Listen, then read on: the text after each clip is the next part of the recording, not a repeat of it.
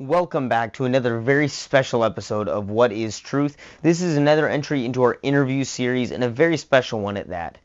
Not very often do I get to sit down with somebody as prominent as Dr. Stephen C. Meyer and talk apologetics, but that is exactly what this episode is. This is about an 18 to 20 minute segment I did with Dr. Meyer while my friend Oliver and I were interviewing him for our Faith Talk podcast. If you want to hear more from Dr. Meyer and our conversation we had with him, you can check out that Faith Talk episode.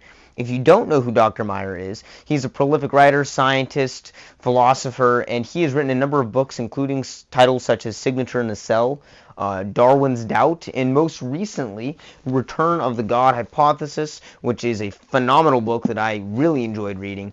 And it is about 3 scientific discoveries that reveal the mind behind the universe. If you are interested in science, if you are interested in the pursuit of truth through science, this would be a great episode for you. I'm very grateful to Dr. Meyer as well as Emily for making this happen. And without further ado, enjoy my interview with Dr. Stephen C. Meyer.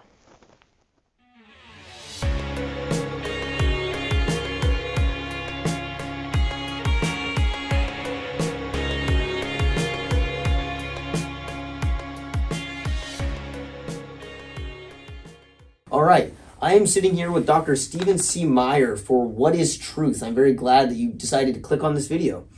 I wanted to ask you just right off the start, because we are going to be talking about the concept of truth. Pilate asked that question to Christ before he was crucified. What is truth? You're a scientist, you're involved in the theory of intelligent design. What is your response to that question? Well, that's a very abstract philosophical question in a way. I will preface my answer by telling you that I had the opportunity 3 years ago to tour some sites in Jerusalem. And one of the archaeologists that works with us at Discovery Institute, Titus Kennedy, has worked with, as a PhD supervisor, Shimon Gibson, a prominent Israeli archaeologist, who has found the first century Roman Praetorium, the administrative center in Jerusalem, where he has also found, as part of that find, the bema seat, the judgment seat, where Roman governors at that time would have made pronouncements in trials. And it is actually, therefore, almost certain that this is the very site where that conversation between Pilate and Jesus of Nazareth took place, where Pilate said somewhat derisively, "What is truth?" Yeah. And at that same site, there's also a very distinctive kind of paving stone that was mentioned in John's Gospel in particular. And the Aramaic word for it was the Gabbatha paving stones. And so that's been discovered near the bema seat, and the site of the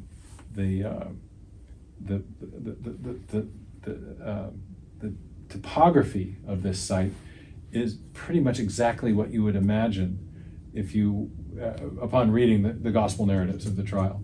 The bema seat is in a raised area. There's an area below where a crowd would have or could have stood, and it's quite a striking archaeological find. But I just thought I'd mention that since you're interested in that phrase that Pilate so famously uttered. I take a simple correspondence view of truth. A statement is true if and only if what it affirms about reality matches reality.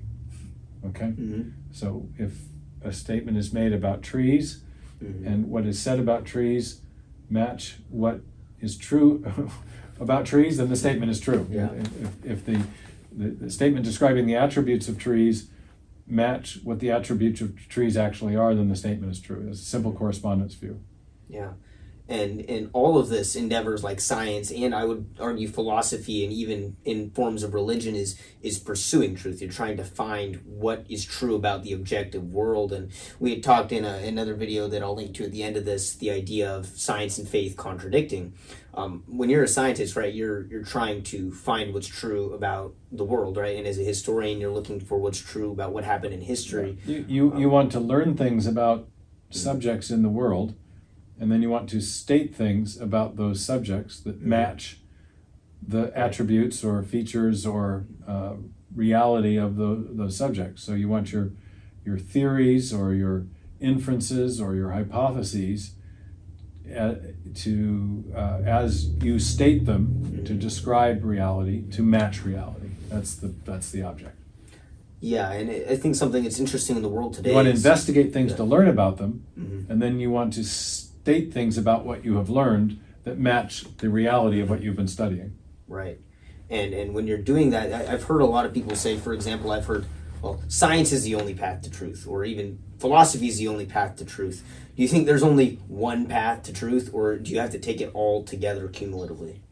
Well, what exactly is meant by the word science in that case? Right. So I guess, how would you define science? I guess that's a good question. Well, I think there's been a whole lot of confusion about this issue of defining science, Mm-hmm. and it becomes a word that's rarefied. Science, well, what does that mean? Yeah. Are we talking about, we don't really have a science, we have scientists Mm-hmm. who are trying to learn about the world, okay? Yeah.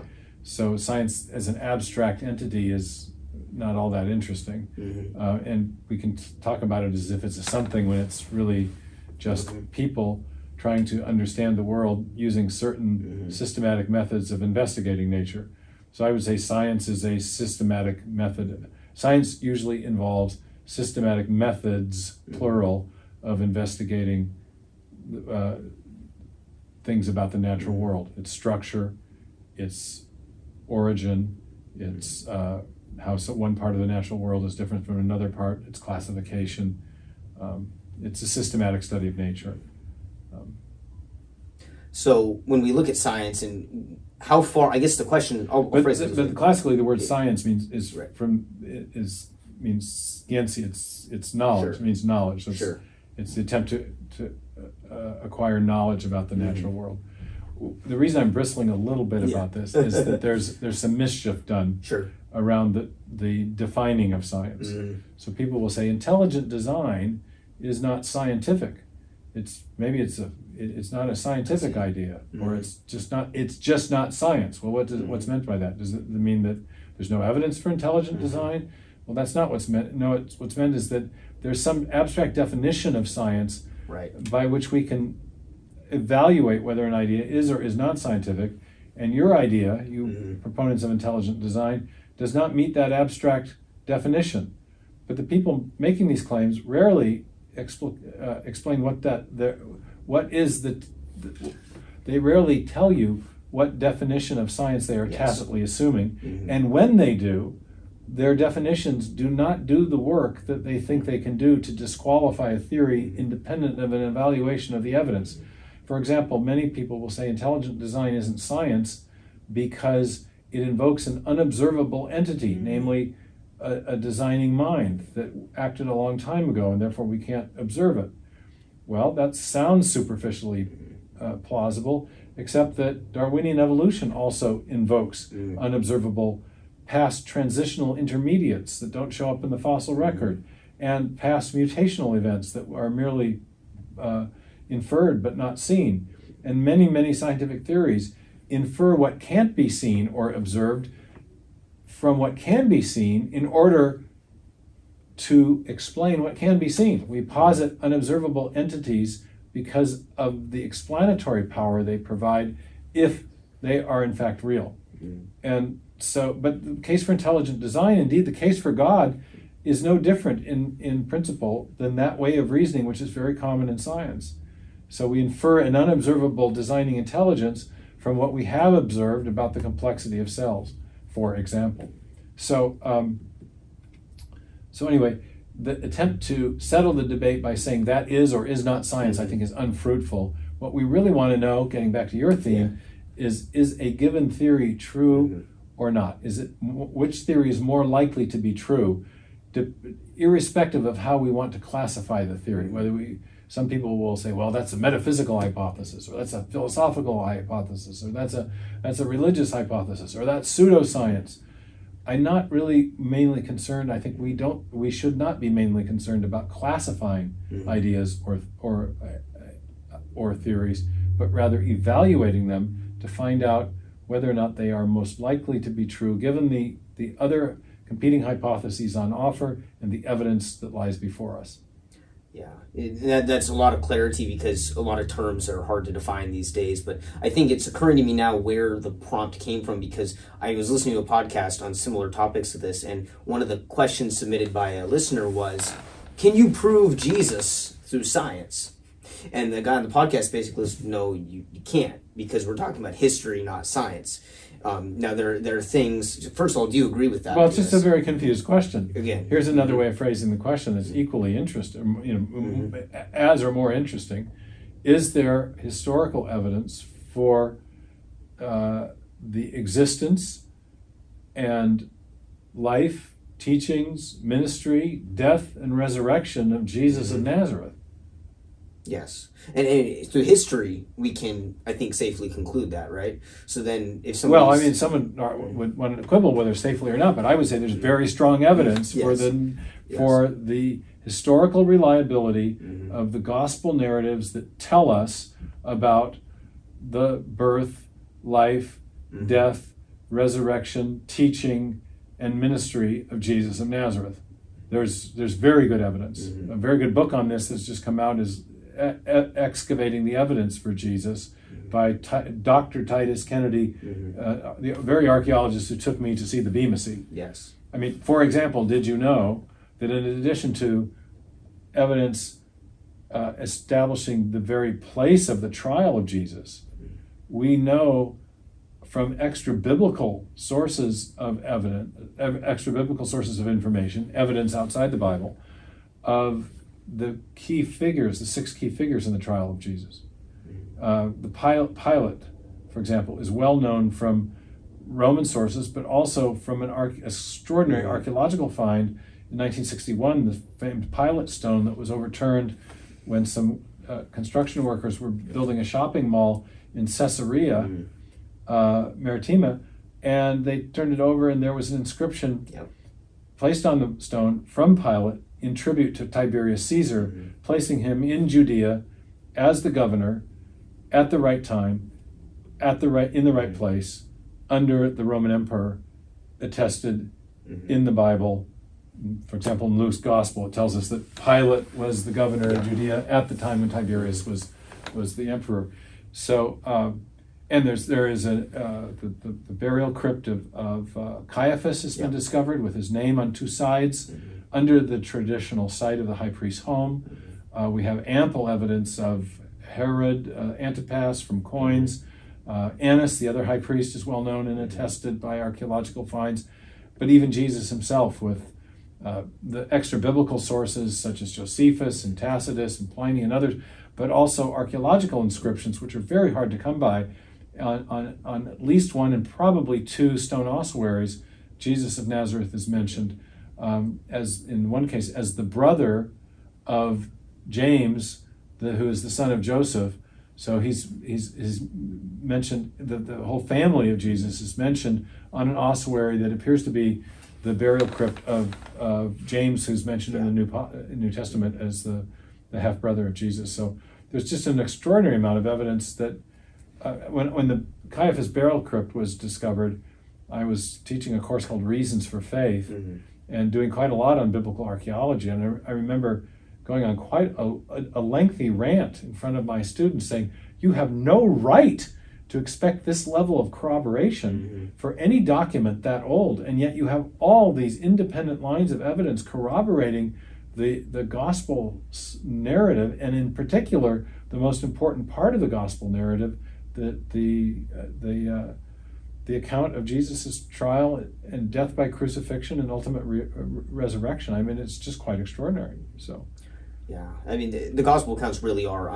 unrivaled in their amount of evidence, and something when I was talking about on somewhat on theme, you have the evidence of pericardial effusion with Christ when the spear was put in his side, because you have blood and water come out, and in Gethsemane you have him sweating blood as well. Aren't those now known modern medical conditions that I understand that, but only by secondary. I think there's a physician, Alex Metherall, who's done quite a lot on that, but I've been mainly interested in the archaeological attestations to the basic factual pattern described in the gospel. I mean, we know places that were discussed in the Gospels that were that have been discovered only since the 1890s. They were buried for nearly 2,000 years, and then as the British began to excavate the Holy Land, or sometimes these things would come to light. This Praetorium that I told you about with the Bema Seat is just one of many examples of that. The Pool of Bethesda, the Pool of Siloam, the style of tombs in and around Jerusalem match the description in the book of John in a very precise way. Paul's missionary journeys, which are well attested in the book of Acts, involve him encountering all kinds of Roman officials with very specific types of titles and names, and those people turn up in the archaeological record. So it's just extraordinary. And this external corroboration does not just apply to the New Testament. Every period of biblical history now has extensive extra-biblical documentation and corroboration. So you may reject the Bible's message for many reasons, but it really is no longer plausible to reject it for lack of corroborating evidence. And I think there's also kind of a self-validating nature of much of the biblical witness because of things like the so-called undesigned coincidences argument that has been revived by Tim and Lydia McGrew and Peter Williams, the Cambridge lecturer in New Testament, who's the head of the Tyndale House. So there's just so much there to investigate. So we don't only scratch the surface in the short. But it does underscore that that there is truth to be found in investigating these topics, and it is somewhat therefore ironic that Pilate would challenge Jesus of all people to answer that question. But especially since Christ is the one who claimed that he was the truth itself. There is a personification of truth in the life and in the person of Jesus. So, well, like you mentioned, it is short time. There's so much we can go into. And if you want to hear more from Dr. Meyer, we did have a full episode of our Faith Talk podcast on this. You can check that out. It'll be linked at the end. And where can people find you as well? Well, my main recent book is Return of the God Hypothesis, and there's a website there, returnofthegodhypothesis.com. But I also have book websites for my previous two big books, Darwin's Doubt and Signature in the Cell. I think we're featuring them there on the shelf, and so and I would recommend to people I'm not an expert, I'm not a specialist in the archaeology related to the Bible. I have a strong avocational interest in it. I've taught courses on this for years, but for people who are interested in that, I would recommend the work of my colleague Titus Kennedy, who is a researcher at the Discovery Institute, and his two books are Excavating the Evidence for Jesus and Unearthing the Bible, and the subtitle of that one is 101 Artifacts That Something Tell the Story of the Bible, and it's very, very interesting compendium of the many things that have been found that are documenting different periods of biblical history as recorded in the Bible. He has a third book coming out in the trilogy on places in the New Testament that have been discovered. So places described in the New Testament narrative that turn up in history or in archaeology once they're excavated, such as the Pilate, the Pilate stone, but I meant more the Praetorium and the Bema Seat, where Pilate and Jesus had their famous discussion about what is truth. Well, thank you, Dr. Meyer, and thank you so much, all of those who tuned in, and I hope you'll tune in next time for more stuff on what is truth. God bless. Thanks very much. Yeah, thank you.